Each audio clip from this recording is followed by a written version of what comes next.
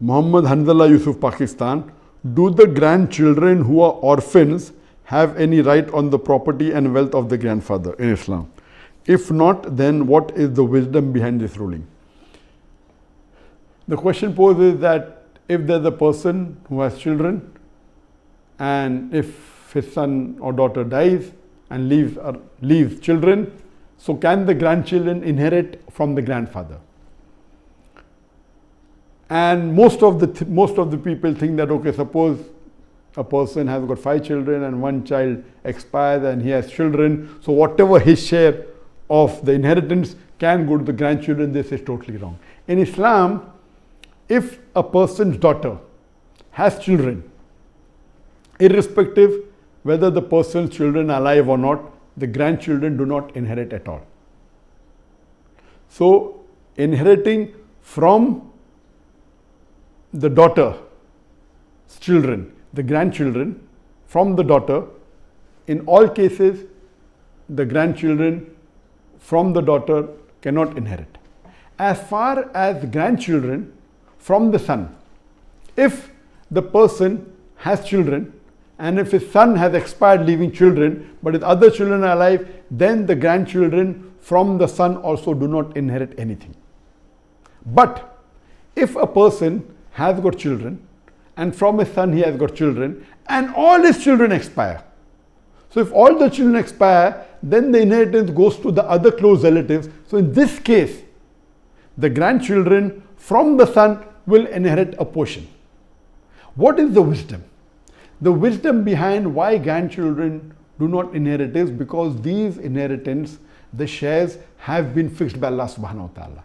Irrespective whether children are pious or not, as long as they are children and they are in the fold of Islam, they inherit irrespective whether they're pious or they're not pious, whether they take care of the father or not father, they inherit. These are the portions, inheritance prescribed in the Quran in Surah Nisa, chapter number 4, verse number 11 and 12.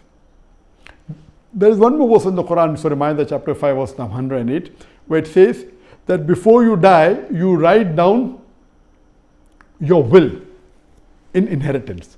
And this verse was revealed before Surah Nisa chapter 4 verse number 11 and 12. So some of the fuqaha, some of the scholars says that once this verse was revealed of Surah Nisa chapter 4 verse number 11 and 12, giving the shares of the children, of the wives, of the husbands and of the mothers and the parents in detail, that verse of Surah Ma'idah and the other verse of inheritance, they are abrogated. Some scholars say no, it's not abrogated, yet it's valid. And this here refers to those shares a person is allowed to will 1/3 of his inheritance to people outside those who are actual inheritors.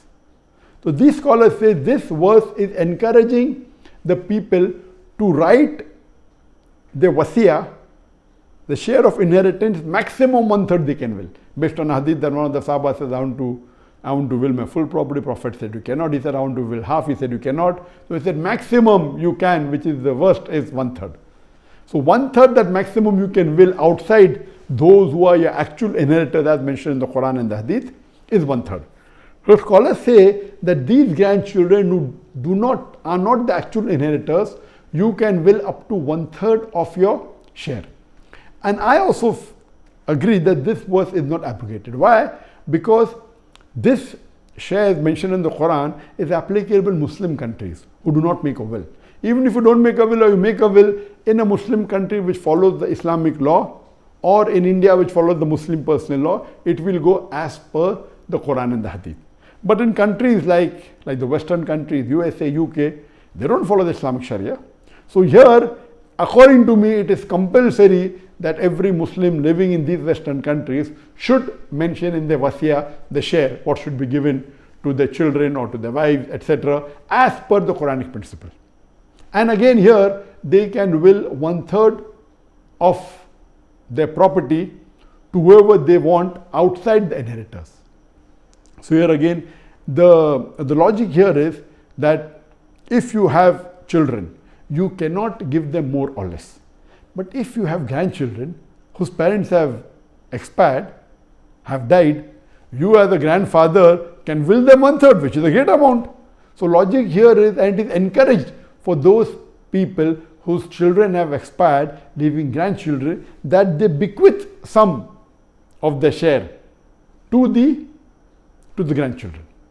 So here the logic, I believe, is that here, seeing the financial situation of the grandchildren, the grandfather or the grandmother, they can bequeath, they can write in their inheritance a share according, and it can be much more than the share of the other children. Imagine if he has 10 children and one of them expires and has got grandchildren, and if he feels that the 9 of my children are there, they can take care of my grandchildren, what about this one daughter whose children have died? I mean, daughter who has died and the children are alive. So here he can even will up to 1/3. So I believe this is, alhamdulillah, good opportunity where a bigger portion of the wealth, if the grandfather wishes or grandmother wishes or the grandparent wishes, can give to the grandchildren.